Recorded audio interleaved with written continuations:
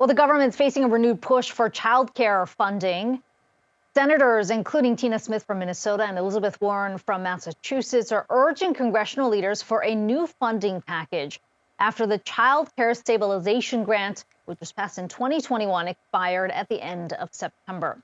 Aside from climbing expenses, the childcare industries also face an influx of closures over lack of funding, shedding jobs from the economy and leaving parents without access to care arrangements. For more on the state of childcare, we're joined by Stephen Kramer, Bright Horizons CEO. And Stephen, I will start by saying that this is something Rochelle and I are very familiar with having to look for childcare. Let's start with the implications of that funding expiring in September. We heard a lot of the doom and gloom scenarios. How has that affected Bright Horizons? So we always had known that this ARPA funding was going to sunset. And so we really managed our business with that understanding. And I think the secret sauce behind Bright Horizons has always been the support that we garner from our employer clients. And so unlike community-based providers who are responsible for having parents pay the entire freight of childcare in their tuitions, we've always had this third-party support through employers. And so again, it's been a critical support over 35 years. And in the face of the ARPA funding sunsetting, this continues to be an important source of support and subsidy for working families. And Stephen, since that sunsetting, have more employers been approaching you to try and offset some of these costs for their employees, or are they still trying to figure it out when they think of other sorts of labor costs and other sort of perks that they have to pay?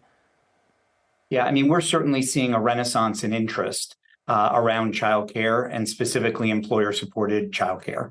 I think that employers recognize, and they're hearing it directly from their employees, that they are struggling with access, with affordability, and the quality of childcare in the general community.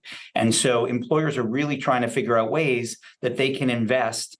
And obviously, Bright Horizons is in the middle of those conversations, given the long history we have in supporting employers as they support employees in this important area. Stephen, that's certainly interesting to hear about the knock-on effects. I mean, employers increasingly interested in teaming up with a company like Bright Horizons because they're losing employees because they can't find childcare. As you look at that partnership that you've got in place with employers, how big of a revenue driver is that going to be, or how much bigger of a pie is it going to take up when you look at the overall revenue picture for the company?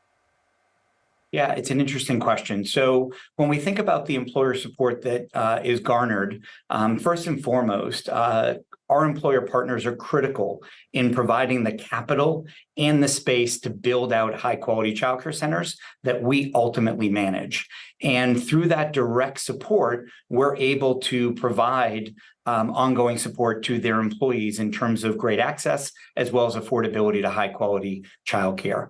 In addition to that, they offer other services through Bright Horizons, including backup childcare, right? So when there is a breakdown in care arrangements for an employee with a child or even an aging elder, employers have the ability to support that employee to get care arrangements through Bright Horizons. We saw tremendous growth over the last several years in that line of our service, and that continues to be an area, in addition to on-site childcare centers, that employers are interested in supporting.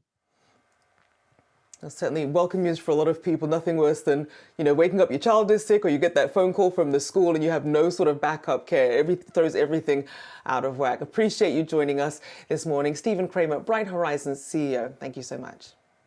Thank you very much.